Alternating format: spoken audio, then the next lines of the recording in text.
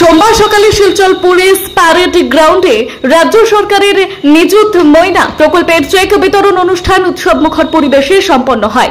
জেলার 13টিরও বেশি শিক্ষা প্রতিষ্ঠান থেকে মোট 6270 জন ছাত্রী আর্থিক সহায়তার চেক পান।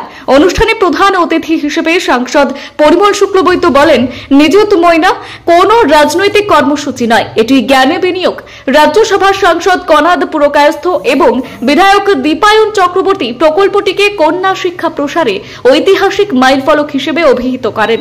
অনুষ্ঠানে প্রশাসনিক এবং শিক্ষাবিদ মহল সহ বহু বিশিষ্ট জন উপস্থিত ছিলেন। ফুল, চেক এবং উপহার বিতরণের পাশাপাশি সঙ্গীত এবং সাংস্কৃতিক পরিবেশনায় দিনটি উৎসব মুখর হয়ে ওঠে। শিলচর থেকে রানু দত্তের রিপোর্ট, বিজয় বাংলা। ধন্যবাদ জ্ঞাপন করতে চাই আমাদের আসামের মাননীয় শ্রদ্ধার মুখ্যমন্ত্রী ডক্টর হিমন্ত বিশ্ব শর্মা মহোদয়কে, যে ছাত্রীদেরকে উৎসাহিত করার জন্য আগামী দিনে যাতে ছাত্রীরা বড় হয়ে যাতে সুরক্ষিত থাকতে পারে তার জন্য আমাদের এডুকেশন দরকার। আর এই এডুকেশনের চিন্তা করে ছাত্রীদেরকে উৎসাহ গ্রহণ করার জন্য বিভিন্ন পদক্ষেপ নিয়েছেন। এটা একটা অভিলাষী প্রয়াস, একটা অভিলাষী প্রকল্প মাননীয় মুখ্যমন্ত্রী নিযুত ময়না আঁচনি। গোটা আসাম রাজ্যে আজকে তার সেরিমোনিয়াল ডিস্ট্রিবিউশন হয়েছে।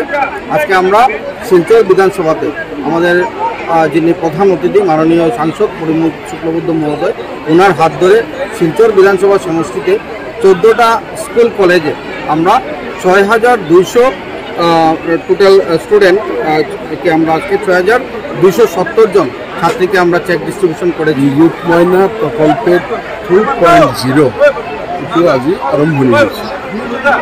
আর আপনাদের জ্ঞাত ইতিপূর্বে আরও এটা 1.0 প্রকল্প হয়ে গেছে।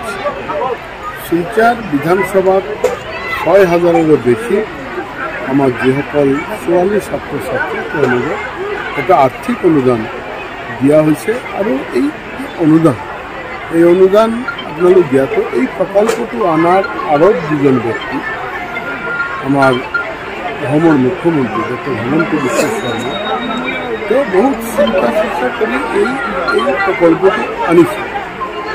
আৰু আমাৰ ডক্টৰ ৰমেশ পেগু শিক্ষামন্ত্ৰী তেওঁ বহুত পৰিশ্ৰম কৰি আছে। গোটেইখিনি মিলি আজি 2.0 প্ৰকল্প আৰম্ভ হৈছে।